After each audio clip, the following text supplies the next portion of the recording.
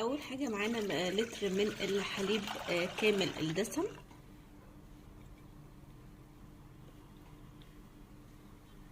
تلت كوبايه من السكر الناعم الحبيبات والسكر حسب الرغبه،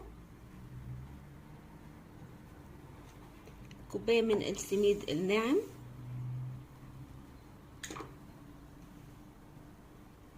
تلت كوبايه من الحليب المكثف المحلى وده اختياري، لو مش موجود مفيش مشكله خالص ممكن نستغنى عنه،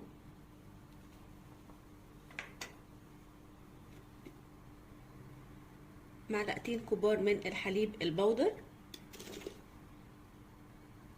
كل الحاجات دي بتزود القيمة الغذائية وبتزود الطعم بتاع الحليب بتاعي. لو عندنا علبة قشطة ممكن، يعني اي حاجة موجودة عندنا، او عندنا قشطة من وش اللبن، معلقة من الزبدة،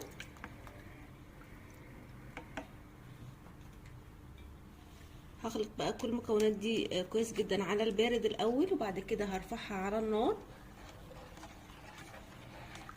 دلوقتي قلبت المكونات بتاعتي كويس، هرفعها على نار متوسطة.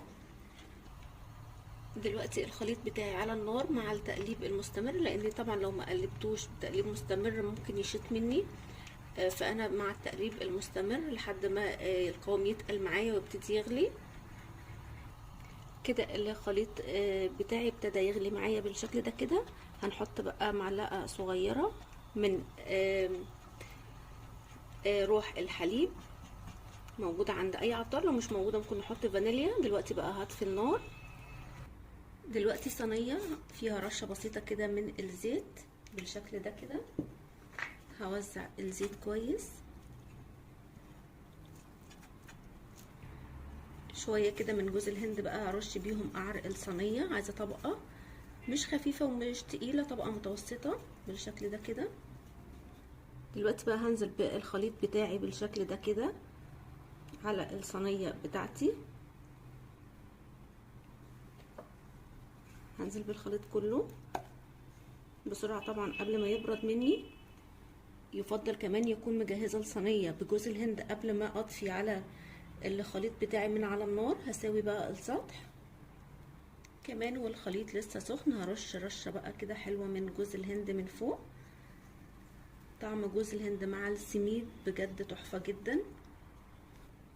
لحد كده الوصفة بتاعتنا ممكن تكون جاهزة، بعد ما تبرد نقطعها وناكلها، يا اما لو حابين تعملوا الخطوة دي ودي اختيارية نحطها في الفرن تاخد لون كده من فوق ومن تحت، لون ذهبي بسيط ممكن، وبيدي كمان طعم حلو قوي لجوز الهند بتاعي. فانا مولعه الفرن على درجه حراره 180، هحطها بس تاخد لون. دلوقتي حلق السميد بتاعنا بقى جاهز، ريحته تحفه جدا لما اتحط في الفرن. ريحه جوز الهند مع السميد مع الحليب خلت الريحه تجنن. شايفين بقى الحلاوه والجمال والطراوه والطعامه وكل الحاجات الحلوه اللي في الدنيا. شايفين بقى قد ايه طريه وكريميه جدا جدا تحفه.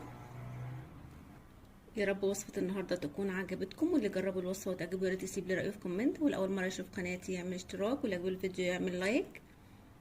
سلام.